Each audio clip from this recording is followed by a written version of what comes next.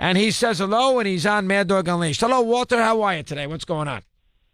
How you doing, Doggy? How's it going? All right, Walt, thank you. What's on your mind today? Fire away.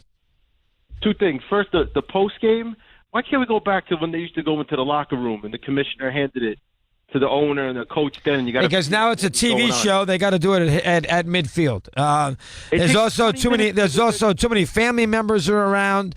They want the family members to enjoy it. They want to show you the Super Bowl trophy along the long procession line.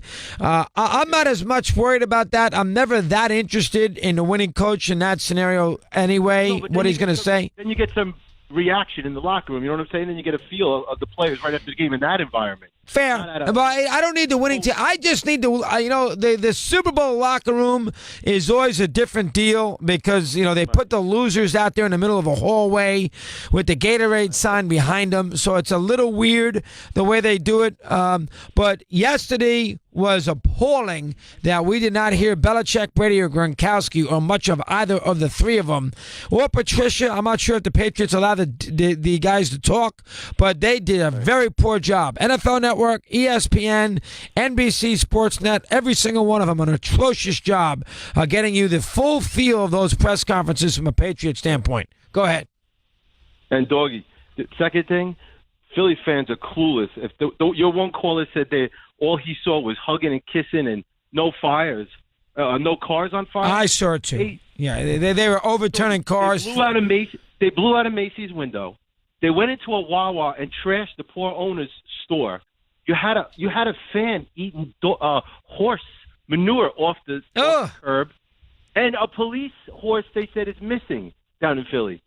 So just because a car didn't go on fire doesn't mean there was all other kinds of nonsense. Yeah, I mean, I never understand, and the Philly fans always got a reputation, and they don't like that. The Ray Dingers of the world don't like that, but that Philly fan thinks he is some badge of courage kind of guy, and I think he's a little overrated. I've always said that. I feel good for the city of Philadelphia. They deserve the championship. They earned the game. They deserve to win the game. Foles, you can't not help not like.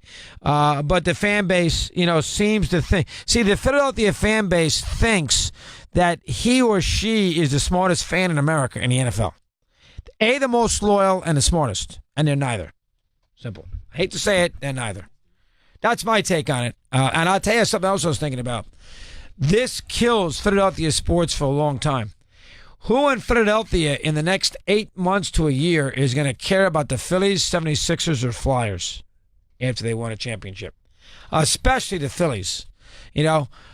Steve, we were talking about this on the network over there, MLB Today. The Phillies, what are you going to get a Philly fan annoyed now that the Phillies are struggling or they're off to a slow start with all these young players? Who cares?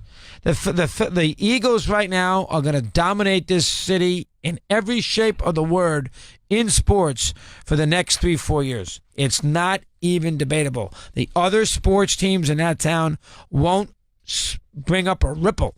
Because it's going to be Wentz, the Eagles, they won a championship, this, that, and the other. And they have a chance to have a good little run here. Yeah, they sure do. And nobody's going to talk about the other teams. The Flyers have their 17,000. The 76ers have always had a lousy fan base anyway. But you don't think that they'll start to get into it if they get good with these guys? They have a better chance than the Phillies do. Let's put it that way.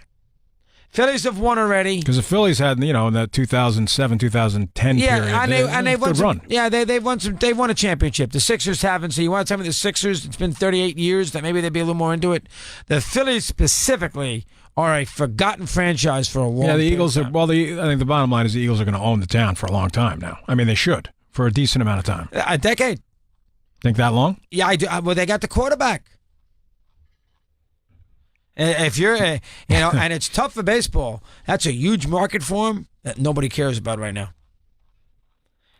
It's a tough. Your buddy Gabe Kapler won't be happy to hear that. Yeah, but I'm right though, Steve. Who's going to run down and care about Philly baseball in the middle of April after they just won a Super Bowl? Yeah, in the middle of April. Well, I mean, what are you going to care about more next September? Philly training camp or the Phillies in a pennant race? I see the point. Yeah, you do. That's important. Here's Steve Sports by Mad Dog Unleashed. Mad Dog Sports Radio.